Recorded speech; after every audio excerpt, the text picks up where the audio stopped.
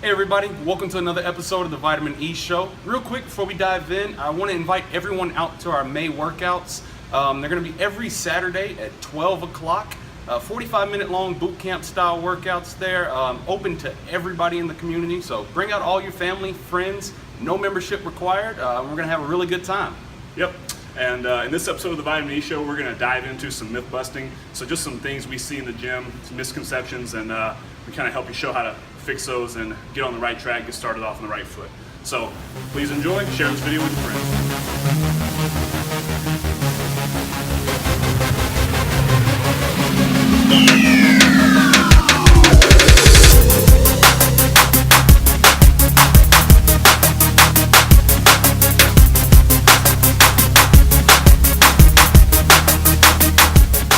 What's going on, everybody? Today we're going to dive right into a little bit of some myth busting.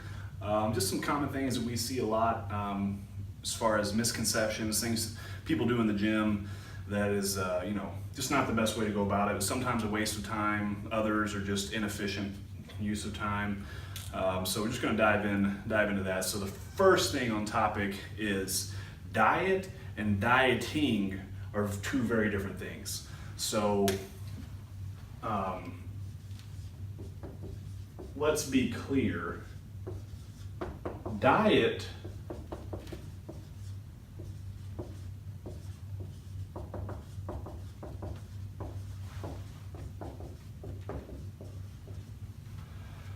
is what you eat. If you eat McDonald's all day long for every meal, then that's your diet. If you eat ice cream all day, then it's your diet. If you eat broccoli and chicken all day, then broccoli and chicken is your diet. Diet is whatever you consume. Has nothing to do with cutting calories, measuring macros, anything at all. Has nothing to do with any of that. It is just what you feed your body. That's it. Dieting, that is where, you start to get into, you have fat diets, you have, different types of staple diets that, have worked well for years, people use in cycles, and you have regular self-made diets or coach-made diets, with a goal in mind. So when you're dieting, there is a goal in mind. And a diet, just your diet, is whatever you eat. So when you're dieting, you have a goal in mind. That could be fat loss, it could be muscle gain. So it does not automatically mean caloric restriction. If you're trying to gain weight, it would be quite the opposite. And then also comes much more in play, like those macronutrient levels. So eating less is usually not the answer. We see a lot of people that are under-eating already, severely. Most people, when they come in, they automatically think, oh, I need to go on a diet. And Right. I ask them, like, well, what are you eating now?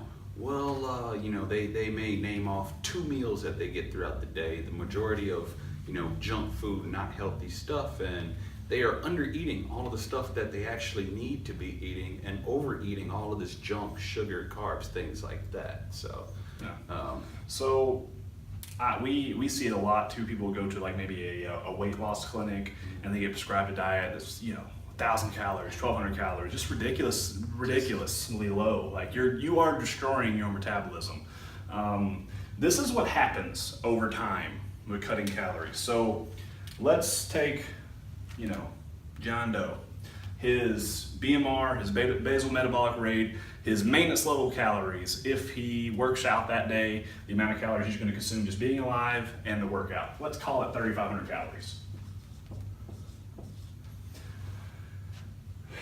If you consume 3,500 calories and 60% of them is protein, you are going to lose body fat. Doesn't matter if that is over your calories or not. You will not get fat eating protein. If you consume 60% of carbs, however, and this is your maintenance level, maintenance means that this is the amount of calories I burn. So eating this is only replacing what you burn, so ideally you should stay the exact same, no change in weight. And if you eat 60% of that in carbs, I can almost guarantee you will lose muscle and gain body fat. You may stay the same weight, but calories aren't the only sole discretionary factor of what decides body composition. Breakdown is much more important, but we're not going to talk about that in this video. This is just sheer about caloric consumption. So if 3,500 equals maintenance. Then, you know, if you were my client, day one, I would start you out at about 3,000 calories. So that's 500 calories below maintenance if you're looking to lose weight. If you're trying to cut, you're trying to lose weight, you're trying to lose body fat, I would start them out at about 3,000 calories on workout days. That's 500 below, you know, where your total daily energy expenditure.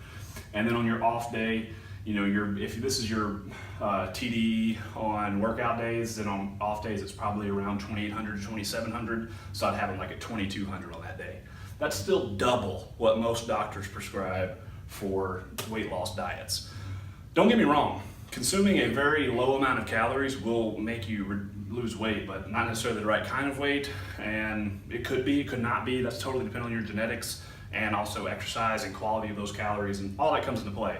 But what happens to your body if you eat 500 calories below your maintenance level, your total daily energy expenditure? Then you're gonna lose some weight for probably 2 to 3 weeks. What happens is your body becomes more energy efficient, meaning that your metabolism slows down to adapt to its environment. So that's why when you have a competition prep, you know, 3,000 calories will be week 1 through 4, and then 2,500 week 5 through 8, and then 2,000 week 9 through 12, etc., etc. Because that's what you have to do, because our bodies are phenomenal at adapting to our environments. And if you're under eating, which is, you know, you do have to under eat to an extent to lose body fat. So I'm not totally saying that in a negative way, but if you're cutting calories, your body is slowly going to get to where you consume the same amount of calories and you don't lose any more body fat because it has become more energy efficient. Then you have to drop it some more, and then you have to go until you stop losing body fat. Then you have to drop it some more, and then you have to go. The way to stop this cascade is a refeed, which actually means you eat more than what you're supposed to. So we'll go back and eat like 4,000 calories a day for a whole week to recharge this metabolism. But most people, they just keep going down and down and down, and they get to a point where they don't want to go any lower because they're starving, and they just hold that forever, for years. And you are ruining your metabolism, ruining it.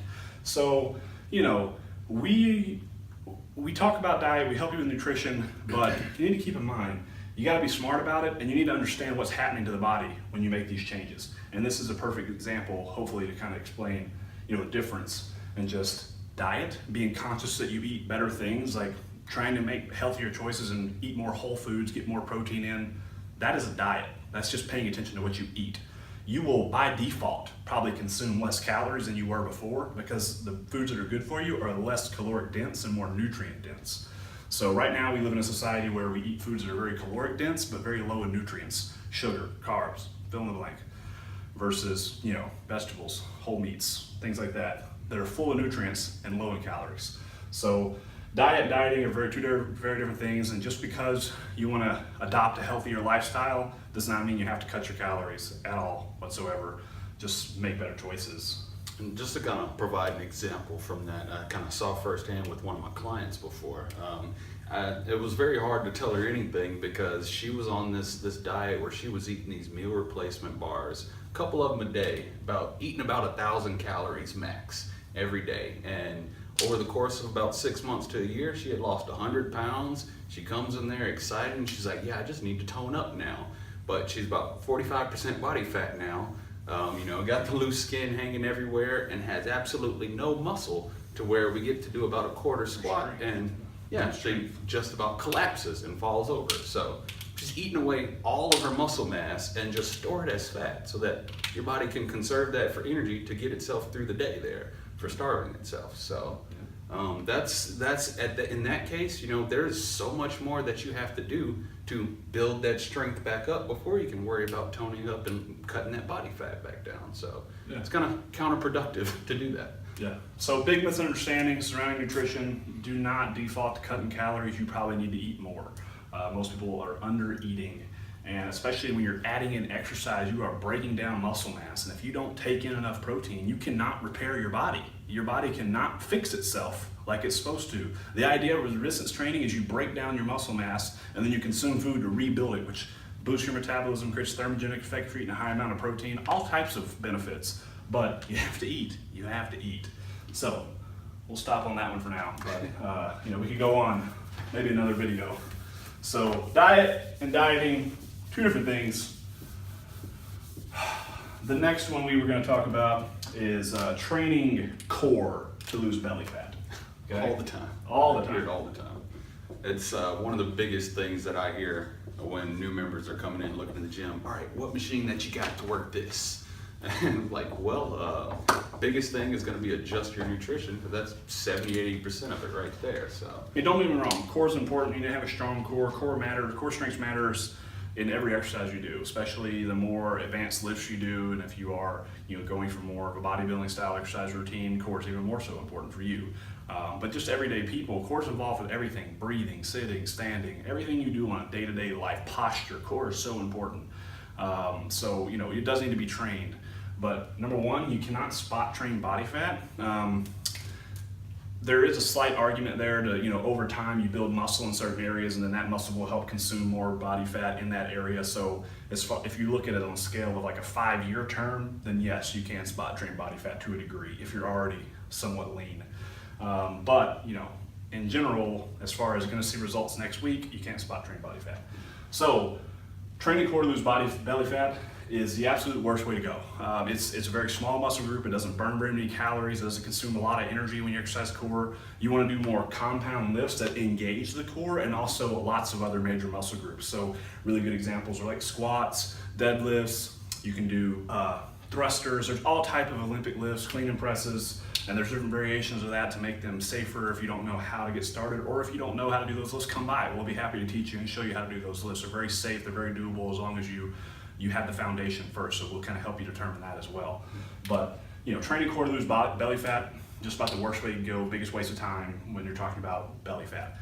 You have very limited time to exercise. You need to make the most of that exercise and hit some big compound movements that are going to help with the hormones in your body to, like big compound movements in guys and women release more testosterone in the body, and testosterone helps the muscle rebuilding process and also the fat burning ability. So very important to steer away from just isolating core for belly fat reduction. You should incorporate core into your workout, but it should be more as a side, to the main lifts. It doesn't take a whole lot to train core if you're exercising total body how you should be on top of it. So, because like you said, it is needed for that strength and stuff, but all the time people say, hey, well, doing like 1,000 crunches a day, I'm gonna have a flat stomach in no time. I used to have kind of a running joke because I could never see my abs. There you will have that core, strong core, underneath all of that body fat, and that 6-pack flat stomach is just going to be hibernating underneath the body fat that you still need to lose by optimizing nutrition. Yeah. So another really big one we see is you want to lose body fat, so you run in and hop on the treadmill or elliptical or fill in the blank. And again, I don't think people actually understand what's happening to the body when you're doing steady state cardio.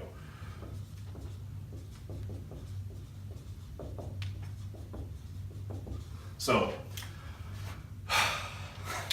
we joke about getting rid of treadmills all the time, just as a joke. Obviously, there's a place for treadmills, and you need to do cardio and work your heart. But there's lots of other ways to do that besides just a treadmill. But where the mistake comes in is, I need to lose weight, so I need to do cardio. Wrong. Wrong in every facet. Yes, cardio, HIIT style cardio will be very effective at increasing your rate of fat loss, but even just that by itself, if you're not getting in resistance training, you're going to hit a spot at which you cannot lose any more only doing cardio. Or you'll continue to lose weight, but it will be muscle mass and not body fat. So what actually happens when you do cardio, just like that same breakdown that I did on those calories, same thing happens. So let's say you do 30 minutes of jogging on the treadmill or walking on the incline, fairly low intensity, steady state cardio, or even high intensity. You run fast as shit for 30 minutes, doesn't matter. Steady state cardio for 30 minutes. Week 1, I'm just making up numbers here. So week 1, you burn 500 calories. That will be a lot in 30 minutes. But just for purposes to understand, week 1, you burn 500 calories. What happens? Your body adapts. You get better. That is why if you run all the time, you are less out of breath when you finish your run because your body's in better shape. You need a base level of physical shape, but being in better shape only makes it harder for you to make progress.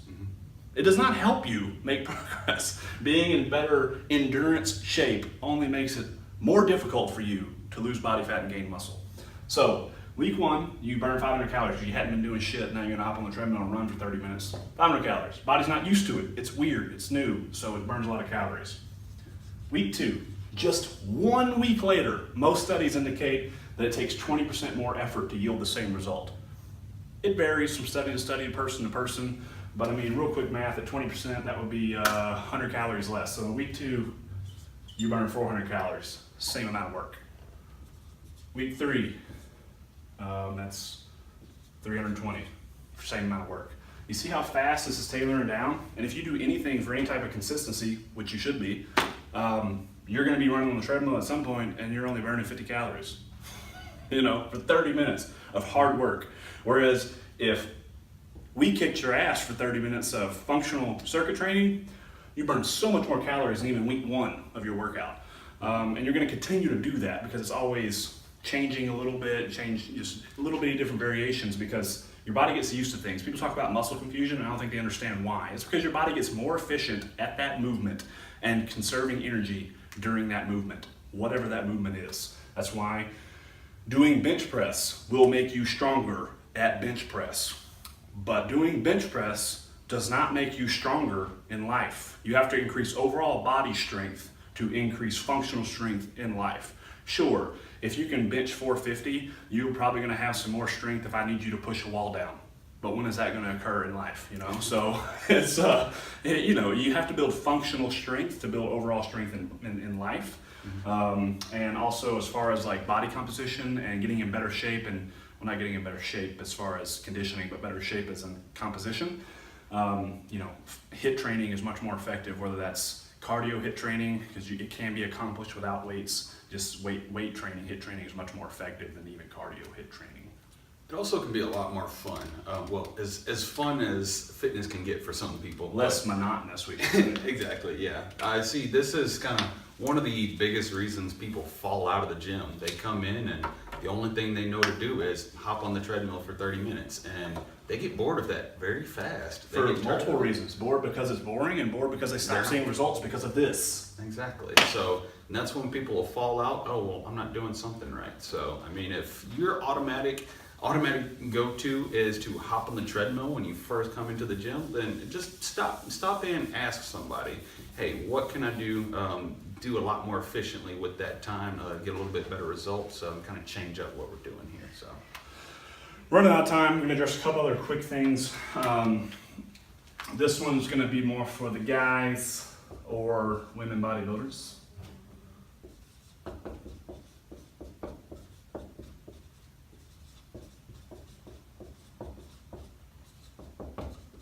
Okay, so doing direct arm work to build size.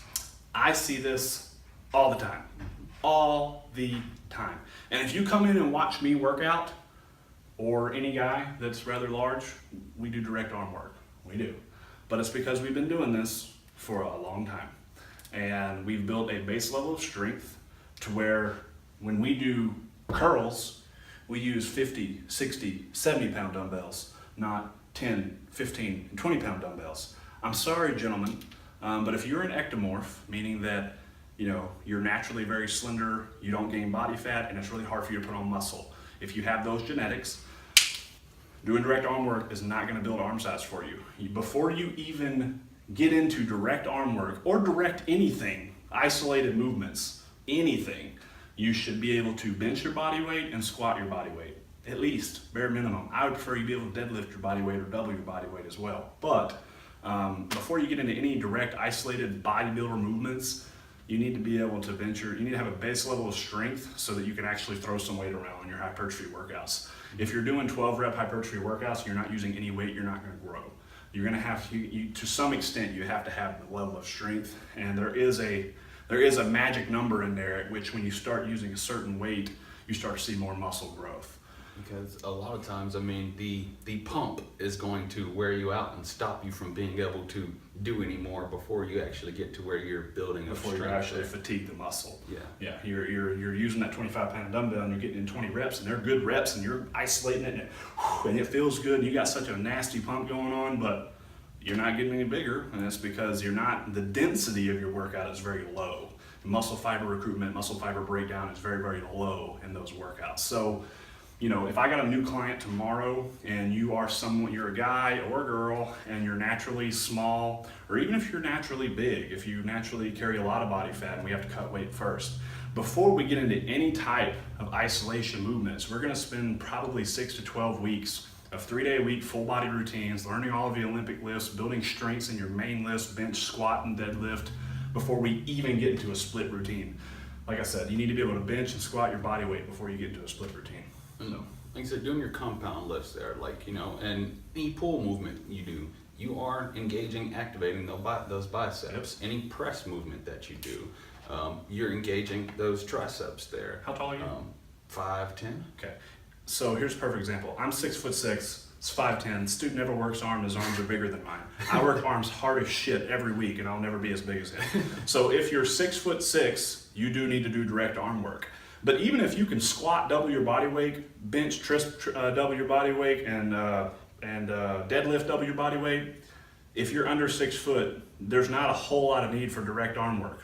I really don't see it being necessary for functional strength. Unless, two things. If you're an ectomorph, sometimes you do need a bit more direct arm work.